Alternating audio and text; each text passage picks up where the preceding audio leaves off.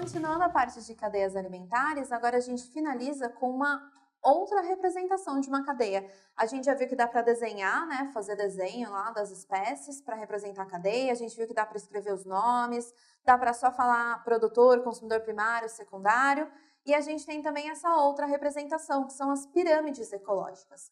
Pirâmides ecológicas é só um outro jeito de representar uma cadeia alimentar, como se fosse um gráfico, um diagrama. A gente tem 3 tipos de pirâmides diferentes. Primeiro vamos falar aqui da pirâmide de energia. O nome da pirâmide já diz o que ela representa. Cada barra da pirâmide representa a quantidade de energia em cada nível alimentar, em cada grupo de seres vivos da cadeia. Então a pirâmide de energia ela sempre vai acabar ficando com esse formato, né? Porque lembra, na base da pirâmide ecológica a gente sempre representa os produtores, por exemplo, a grama que a gente mencionou em um outro vídeo na cadeia alimentar. A grama, então, aqui tem uma grande quantidade de energia, porque são os produtores que absorvem energia da luz, acumulam energia nas suas moléculas e vão gastando aos poucos. Quando a gente vai representar os consumidores primários, como os bovinos comendo a grama, a quantidade de energia que está disponível para eles já é um pouco menor do que o produtor teve durante a sua vida. Então, a gente acaba desenhando uma barra representando essa quantidade de energia um pouco menor. Lembra? A energia vai diminuindo ao longo da cadeia alimentar. Então, começou alta no produtor, no consumidor primário já é um pouquinho menor, no consumidor secundário vai ser um pouco menor ainda, se tiver terciário menor ainda, quaternário menor ainda e assim por diante. O único nível trófico que a gente não representa aqui são os decompositores. Então, você sempre vai ter a base representada pelos produtores, e em cima dos produtores os consumidores primários, depois os secundários, seguindo a ordem até o final. Pirâmide de energia nunca pode mudar desse formato, sempre vai ter cara de pirâmide, porque a energia começa alta e diminui ao longo da cadeia.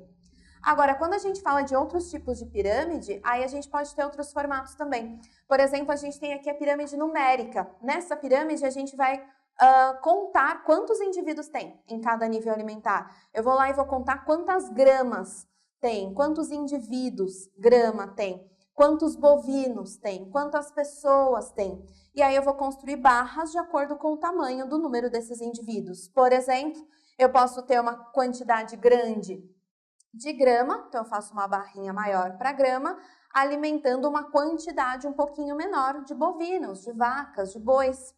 E aí eu vou ter uma quantidade grande de pessoas se alimentando dessa pouca quantidade de bovinos, né? Então essa ideia aqui já nem parece tanto uma pirâmide, a gente continua chamando de pirâmide ecológica, mesmo visual, não parecendo mais uma pirâmide. Mas entenda então que a pirâmide numérica ela pode ter outros formatos, porque tudo depende da história que eu estou contando. Um outro exemplo eu coloquei aqui, pensa então numa árvore. Uma quantidade pequena, tipo umas 10 árvores, por exemplo, servindo de alimento para uns 50 pássaros, e esses 50 pássaros servindo de alimento para umas 7 cobras. Então, a gente, com essa numeração, a gente consegue construir o tamanho dessas barras montando. Olha, essa pirâmide é completamente diferente dessa, né? Então, você tem visuais diferentes. Mudou a história da cadeia, você tem que entender que o visual de uma pirâmide numérica também vai mudar. A gente tem ainda uma última pirâmide que é a de biomassa. Biomassa é o peso seco dos seres vivos. O que é o peso seco? Se eu pensar num ser vivo totalmente desidratado, retirei toda a água que tem no corpo dele, só sobrou matéria orgânica, basicamente. Então, o peso dessa matéria orgânica, que é o que a gente chama de peso seco, é a biomassa. Então, supondo que eu tirei toda a água de dentro de todos os seres vivos, é esse peso que eu vou usar para construir a pirâmide, para dar o tamanho das barras.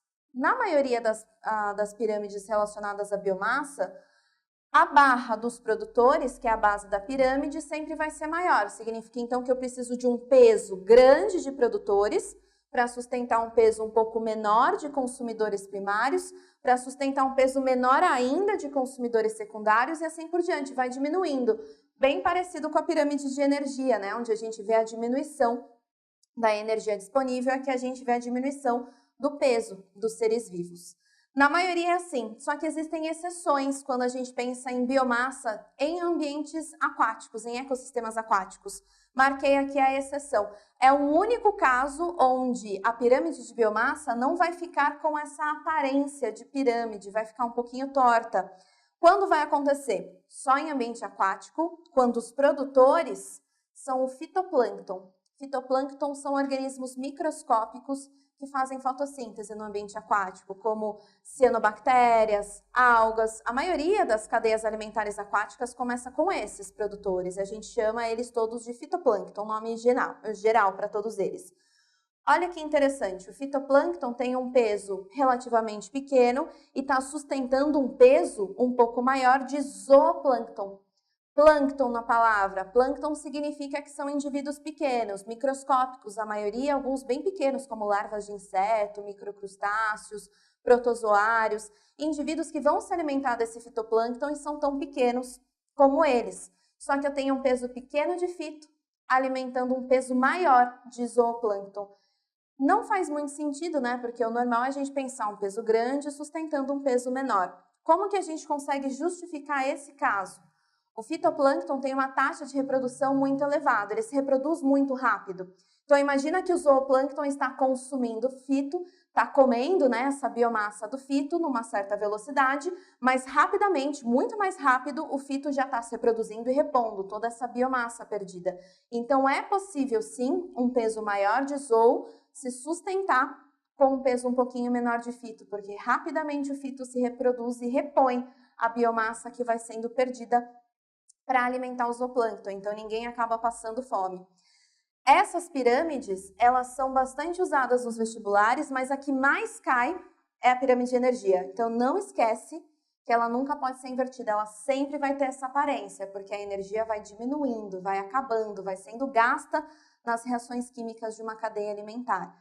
Não esquece dessa daqui, a maioria dos exercícios visa só esse e, de vez em quando, essa exceçãozinha de biomassa pode ficar um pouquinho diferente, só nesse caso. Não esquece.